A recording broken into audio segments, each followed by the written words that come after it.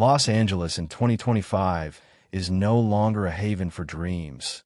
It's become a brutal battlefield, a place where the city itself wages war not on crime or disaster, but on its very own residents who can no longer afford paradise. Hostile architecture rises aggressively, evictions echo cruelly into the night, and relentless media scrutiny casts cold judgment. Silent sweeps at dawn erase any trace of those struggling to survive. Welcome to a shocking confrontation between LA's glitzy facade and its hidden reality. In today's video, we're plunging into this terrifying struggle that few dare to witness.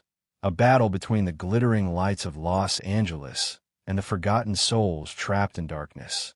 It's not just poverty. It's an outright assault on the very people who once proudly called this city their home. And this isn't merely a crisis. It's a grim warning to every city across America. Ignore the vulnerable, and soon the entire foundation of society will collapse from within. Once, Los Angeles was the dream destination. It promised sunshine, Hollywood glamour, and endless opportunities. Generations moved here to escape the harsh cold of the East, eager to work hard, believing everything would fall into place. But now, the very city that cradled California's dreams is trembling under an unprecedented homelessness epidemic. This paradise has become a fierce battleground, not against crime or natural disasters, but a vicious confrontation between the city and its own people. And tragically, no solutions seem to be in sight. We've all heard the horrifying term homelessness emergency, but the number 75,312 isn't just another statistic.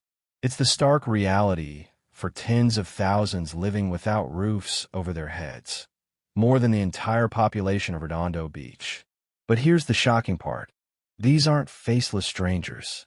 They were once your neighbors, veterans, taxpayers, and retirees who dedicated their lives to chasing the American dream. Nobody expects homelessness, but when disaster strikes, they quickly realize the safety nets, insurance, social security, community support, have silently disappeared. But how exactly did this disaster happen? This catastrophe isn't from a single cause, but an accumulation of silent tragedies. Rent has surged to a staggering $2,500 for tiny, decrepit apartments, while lavish skyscrapers continue to sprout like mushrooms after rain, demolishing affordable housing once home to thousands of working families. Food, electricity, water, healthcare, prices have soared sky high.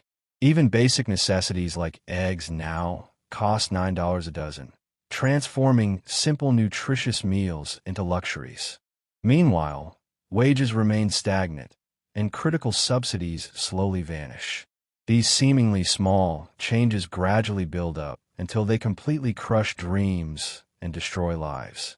But there's another dark side. For those still managing to cling onto their homes, their feelings now surpass mere sympathy. They suffer a simmering fatigue, mixed with anxiety and hopelessness. They've learned to coexist with trash-strewn sidewalks, foul odors permeating the air, and shadowy figures wandering aimlessly, becoming an unavoidable part of LA's landscape. One resident expressed frustration, saying, "It's ridiculous, you know? We can't do anything about it. Everywhere you go, you see them. They need help." Deep down, residents know they're just one misfortune away from sharing the same fate, terrified that the city they've trusted can no longer protect its most vulnerable. If Los Angeles, once the dazzling beacon of the American dream, lets tens of thousands live without hope, is there anywhere safe from this spreading nightmare? But there's another shocking twist. Music, once meant to comfort the soul, now serves as a weapon against the homeless. Imagine hearing loud classical pieces, Mozart, Bach, Beethoven, echoing relentlessly all night at subway stations, parking lots, and underpasses. These melodies aren't soothing anymore. They're deliberately played at deafening volumes to drive the homeless away. Instead of barriers, the city blasts music. Instead of formal eviction notices, harmonious notes ruthlessly say, "You are no longer welcome here." Shockingly, This isn't official policy. Yet, it's spreading silently across LA and other major cities in America. Police don't need to intervene. The spaces appear cleaner, more pleasant. But what about the invisible pain of those who've lost everything? For older homeless generations, these classical pieces evoke bittersweet memories of their youth. Now, the same melodies have become cruel tools, pushing them out of the very community they once cherished. One frustrated resident remarked bitterly, "I don't think it's right for them to drive homeless people away by playing this music too loud." Nobody dreams of becoming homeless, but when illness, unemployment, skyrocketing housing prices, and a broken system collide, dreams vanish piece by piece. Yet even amid this darkness, quiet heroes emerge. In Venice, small groups have set up quiet spots, areas without blaring music, reserved for elderly homeless individuals desperate for peaceful sleep. No flashy signs, no media coverage, just simple corners allowing humans dignity and rest. But if melodies once meant to heal now push desperate souls away, what truly echoes within America's heart today? If you've ever heard your favorite song and found it colder, less comforting, maybe this resonates deeply. Next, we'll explore another chilling scene, where even stone benches, cobblestones, and fences whisper a silent rejection of humanity. Have you noticed the streets of Los Angeles changing right before your eyes? Benches once meant for resting now sprout cold metal bars that slice the seat in half like sharpened swords. Sidewalks that should invite wandering feet are covered with jagged stones that poke through thin shoes like hidden thorns. Even the shadows beneath bridges bristle with strange pyramid rocks, turning a quiet nook into a painful trap. This is not art. It is a warning. Urban planners call it hostile architecture, and every spike, bar, and uneven brick screams the same cruel sentence. If you cannot pay, you cannot stay. Architecture should unite people, giving everyone a place in the giant puzzle of city life. Yet here it divides with ruthless precision. Residents who still hold keys and paychecks can stroll past those remodeled benches without stopping. Yet a quiet dread follows them like a chill breeze. Deep inside they whisper, "If I lose my health or my job, will the city's iron bars slice through me too?" The line that separates comfort from despair is thinner than ever, and hostile design tightens it like a noose. Why must a city carve its public spaces into barriers that target its most fragile citizens? If the humble bench can be weaponized, what will be turned against them next? Water fountains, bus stops, maybe even the shade of a single tree. When sunset paints the sky gold, the real battle begins. Large trucks roll out with engines muted, lights off, and intentions sharp. Workers in reflective vests gather tents, bedding, and battered suitcases with practiced speed. By dawn the corner is scrubbed spotless, as if no life ever dared to settle there. Officials call these operations sweeps, a sterile term that sounds like routine cleaning. In truth, each sweep is a fresh eviction, making the homeless all over again. Last year alone, Los Angeles carried out more than 67 large encampment removals, breaking down tiny worlds over 100 times every single day. Imagine being forced to move 5 or 6 times in 1 month, packing what little hope still survives. These men and women do not ask for penthouses or endless funding. They plead only for a quiet corner where the police will not chase them away every time a red carpet rolls across town. Yet even this modest dream feels impossibly far. Every tent flapping in the night breeze is more than fabric. It is proof that the system ran out of chairs long ago.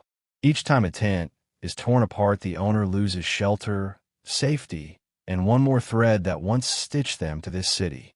Some neighborhoods dare to imagine a kinder path.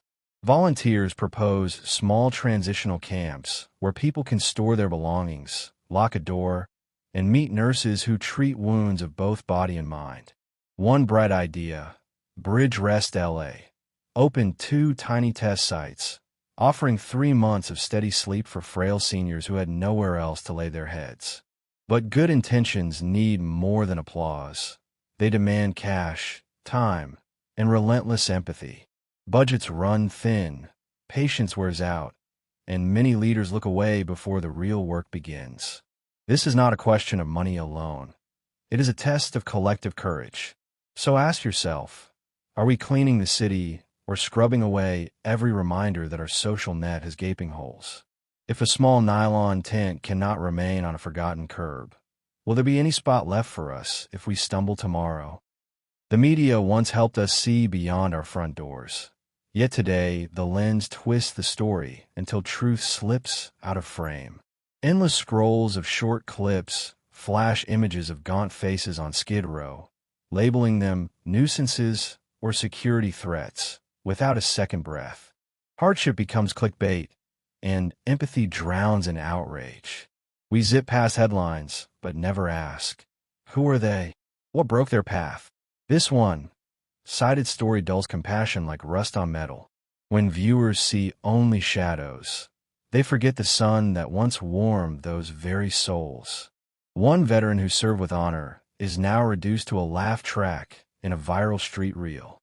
A single mother once praised for her nursing skill flickers for 10 seconds in morning crime coverage before vanishing behind another flashy alert.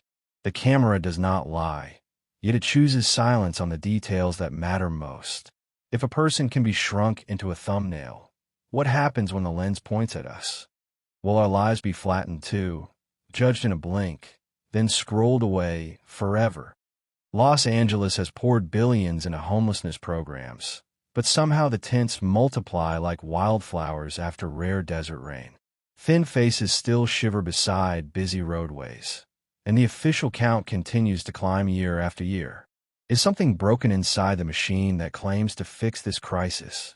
Charity feels noble on paper, yet hidden inside layers of contracts, budgets, and performance targets lurks an unsettling question. Has helping the homeless turned into its own industry, sustained by the very problem it vows to erase? The average cost to build one unit of supportive housing now tops $1.3 million. That staggering bill could buy a comfortable suburban home for 3 families, yet it often delivers a single studio apartment that takes years to complete. When money bleeds into so many pockets, urgency fades, and the emergency drags on while vulnerable lives hang in limbo. Every delay means another cold night, another forced move, another quiet defeat. So where do we go from here? The city that once promised glittering futures now blocks benches, clears camps, and buries truth under shiny budgets and sharper stones. Yet hope has not vanished.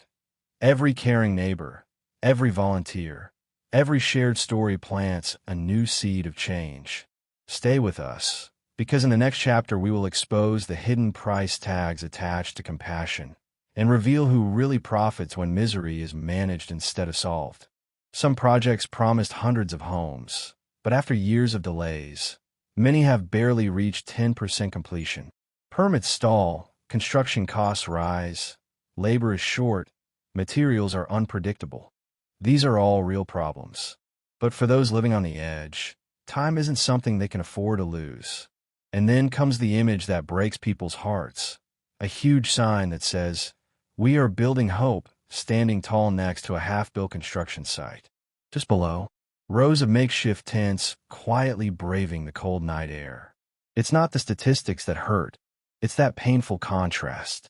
That message of hope built beside undeniable suffering. No one denies that homelessness is complicated, but the question grows louder. Are we truly trying to fix this crisis? Or are we just figuring out how to live with it? As long as it stays out of view? In most wars, someone wins. But in Los Angeles, this daily battle rages with no victor in sight. Cleanup campaigns, forced evictions, fences, temporary shelters, and then abandonment. The result? Not a cleaner city, but a colder one. A place where empathy is slowly disappearing. What's left behind isn't just broken tents. It's emotional numbness. A quiet, dangerous indifference. A city full of people silently hoping they don't become homeless, instead of demanding real change. Fear replaces action. Silence replaces compassion. People stop speaking up because they start to wonder, what if I'm next? Los Angeles was once the city of second chances, the land of reinvention. But after decades of fighting homelessness, what's left behind isn't a dream. It's deep doubt. Doubt that change is even possible. Doubt in the system. Doubt in kindness itself.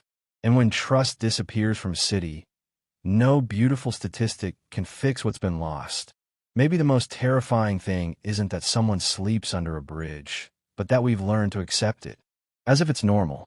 Can a place still be called a community when those who once belonged are swept away like debris? This is the same city that gave birth to Hollywood, that once embodied the American dream. But today, something darker is rising from Los Angeles, a silent preview of a future we never asked for. Because what's happening here isn't isolated. It's spreading. You don't just see tents anymore.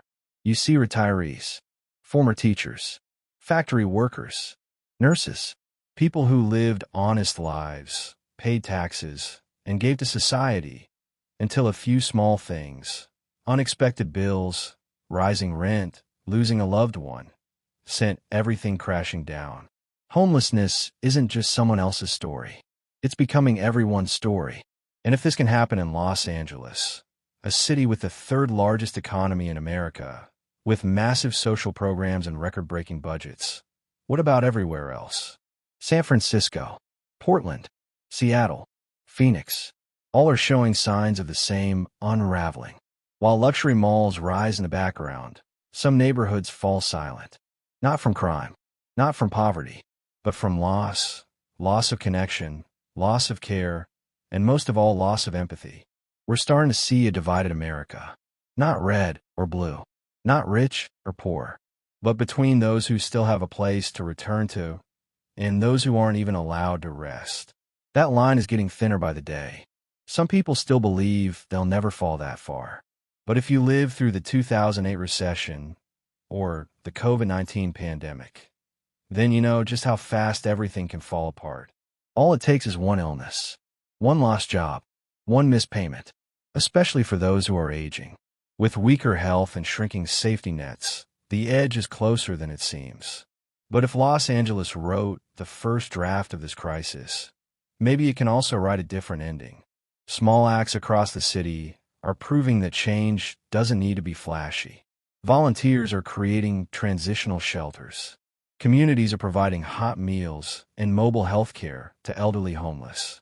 Others are simply telling real stories, instead of turning lives into clickbait. Because sometimes protecting the soul of a society isn't about money. It's about choices. Who do we choose to see? And who do we choose to ignore? If a city as powerful and glamorous as Los Angeles can't protect its most vulnerable, then where can? And if kindness always shows up too late, will we even have time to turn things around? Los Angeles isn't just battling a housing crisis. It's staring into a mirror, and what it sees is a fragile version of the American dream, barely holding on. Tents appear overnight. Benches are split in half. Classical music, once meant to comfort, is now weaponized to push people away. But even through all this chaos, hope hasn't vanished completely. Hope lives in those who keep asking hard questions, in the neighbors who still choose to see the humans behind the tarps, and in you, watching this not out of pity, but out of understanding and reflection. Because change doesn't start with billion-dollar budgets. It starts with one person brave enough to look at what others turn away from. So, what do you think about the battle between the homeless and Los Angeles? Let us know in the comments. Don't forget to like, share, and subscribe to stay informed and help keep these stories alive. Thanks for watching, and we'll see you in the next video.